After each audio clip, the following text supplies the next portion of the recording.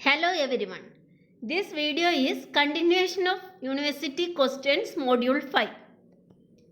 We can continue from the question number 7. What is the significance of thermal unit constraint in unit commitment problem? We have already discussed unit commitment problem constraints in part 1 of the unit commitment. You can refer that for the details.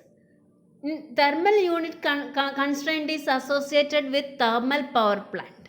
We know that in thermal power plant, it will take long time to start up and shut down. So, main two constraints are minimum uptime and minimum downtime. Uptime is the time taken to switch off. When it after the operation of the system, it will take some time to switch off. That time is called uptime, and minimum downtime is the time taken to connect it to the grid. And another constraint is crew constraint, which in terms of number of persons operating. And the downtime also related with startup cost associated during the startup. We know that when there is startup or downtime, it will not produce any electricity, but we have to provide some cost for starting up, increase the pressure and temperature of the fuel. So that is called startup cost. And startup cost can be cold startup or banking startup depending on the condition of fuel. You can refer the unit commitment part 1 for details. Next question is a problem.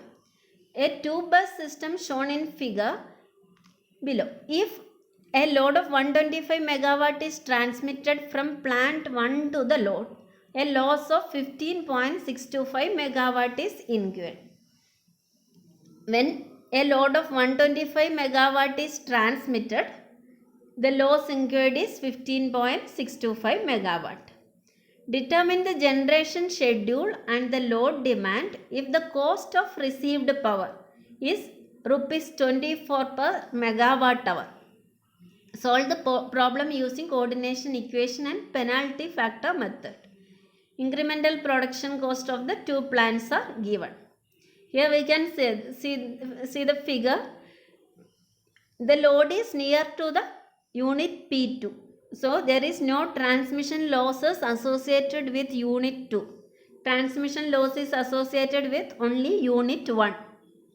So, transmission loss coefficient can be found out as PL, transmission loss PL equal to B11 into P2 square, as B12 and B22 and B12 are 0 as load is in the near to the unit 2. So, PL is given as 15.625 when P1 is 125 megawatt. So, we can substitute that 15.625 equal to B11 into 125 square. So, B11 equal to 0.001. Now, we can use the coordination equation. Dou F1 by dou P1 plus lambda into dou PL by dou P1 equal to lambda. Dou F1 by dou P1 is given in the question, and PL is 0.001 P1 square.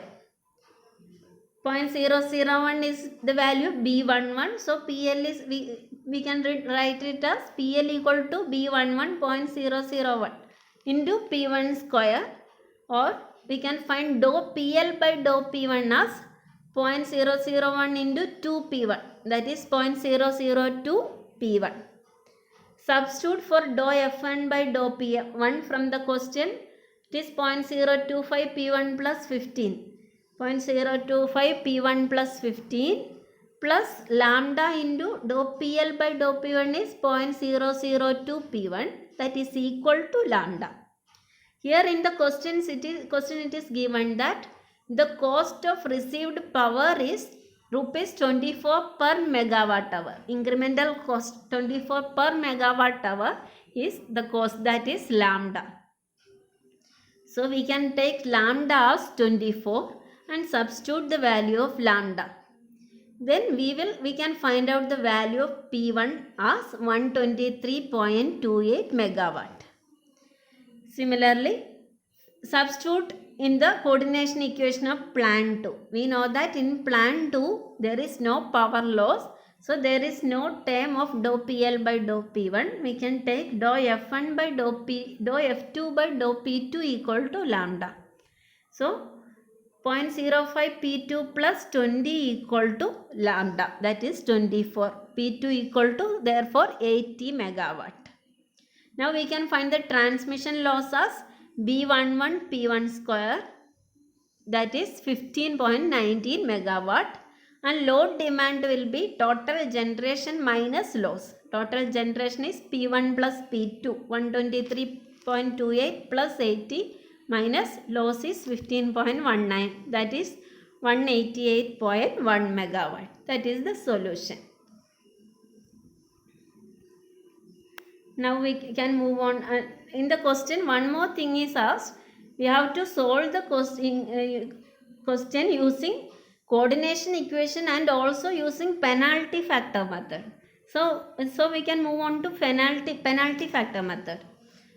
Penalty factor lambda is ln is given as 1 by 1 minus dou PL by dou P1. Dou PL by dou P1 we have already found out. Dou PL by dou P1 is 0.002 P1. So 1 by penalty factor and ln equal to 1 by 1 minus 0.002 P1. Then dou F1 by dou P1 into ln equal to lambda. Dou F1 by dou P1 into 1 by 1 minus 0.002 P1 equal to lambda is 24.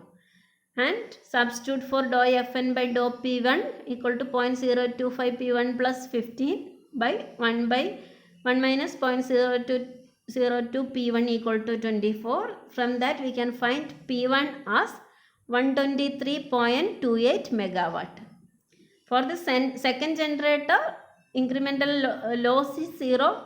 So we can take dou F2 by dou P1 equal to lambda. Substitute for lambda as 24. Then P2 equal to 80 megawatt. The same answer will be, we will get same answer for both methods.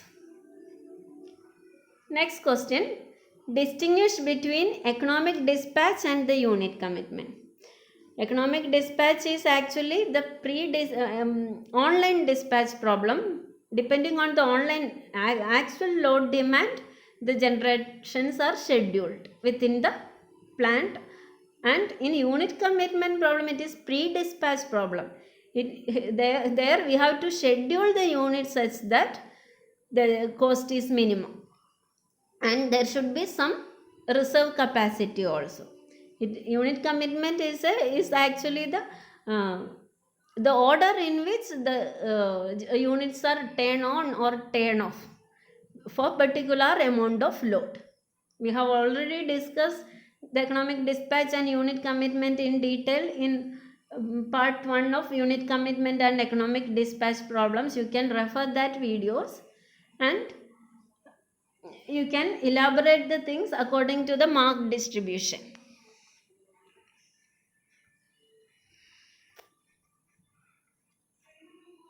Next question. What is unit commitment problem and what are the constraints and the solution techniques for the unit commitment problem involving thermal power plants? Unit commitment problem is pre-dispatch problem for scheduling the generation so as to minimize the cost with a specific reserve capacity. It is discussed in detail in part 1. And the constraints are also discussed in the part 1 video. We have thermal constraints. It is for thermal power plants. So we have to consider only spinning reserve constraint and thermal constraint only. Then the solutions are discussed in part 2 video. There are 3 methods for solving the unit commitment problem. Depending on the mark distribution, you can elaborate each answers.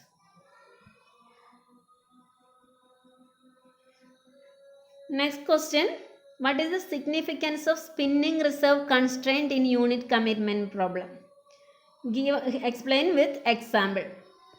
spinning reserve constraint is, the spinning reserve is actually the total amount of generation available minus load demand plus losses, or additional generation for meeting the additional load demands. If there is sudden increase in load or decrease in load, or when there is a islanding, or some unit is, if there is some fault in some unit, we have to meet that load by using spinning reserve. That is the spinning reserve.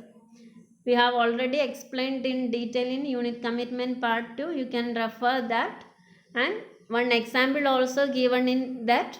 You can use that example for explaining the spinning reserve constraint. The next question is also a problem. Assume that the fuel input in British thermal unit per hour of unit 1 and 2 are given. Fuel costs are given, and maximum and minimum loads of units are 100 megawatt and 10 megawatt respectively. Determine the minimum cost of generation when the following load is supplied. The cost of fuel is 2 per million BTU. The load curve is given for 12 am to 12 pm. The load curve is given, and the fuel cost functions are also given. So we can find the incremental fuel cost dou F1 by dou P1 equal to 0.048 P1 plus 8, and dou F2 by dou P2 equal to 0.08 P2 plus 6. First case, when the load is 50 megawatt. Here 50 megawatt and 150 megawatt are the load demands. When the load is 50 megawatt, economic loading condition is dou F1 by dou P1 equal to dou F2 by dou P2, and also P1 plus P2 equal to 50. So P1 plus P2 equal to 50, and dou F1 by dou P1 is 0.048 P1 plus 8 equal to 0.08 P2 plus 6. So we have two equations in P1 and P2. We can solve that equation to find P1 and P2. From these equations, P1 equal to 15.625 megawatt and P2 equal to 34.375 megawatt. Now we can find the fuel cost by substituting P1 and P2 in the cost functions F1 and F2 to find the fuel cost. It is, fuel cost is into 10 raised to 6. So it is F1 equal to 210.868 million BTU per hour. F2 is 373.5 million BTU per hour. Similarly, when the load is 150 megawatt, same equation can be used. The only difference is P1 plus P2 is 150. Dou F1 by dou P1 equal to dou F2 by dou P2, and P1 plus P2 is 150. By using these two equations, we can find P1 and P2 as 78.126 megawatt and 71.874 megawatt. Then we can also find the fuel cost by using the fuel cost function. F1 as 851.496 million BTU per hour, and F2 is 757.87 million BTU per hour. So the total cost is 50 megawatt and 50 megawatt P1 is total 210 and 0.868 plus 373.5, and 150 megawatt 851.496 plus 757.87 into 12 hours into 2. So total cost we can find out. Here we have 50 megawatt for 12 hours and 150 megawatt for 12 hours. So both are, here it is 6 to 6 12, then 12 to 6 and 6 to 6, total 12. So we have 12 into 2. So total cost will be 52,649.61. That is the total fuel cost. That is the answer. Cost of, here the cost is, fuel cost is rupees 2 per million BTU. So it is multiplied by 2 into 12. So 52649.61. That is the answer. Thank you.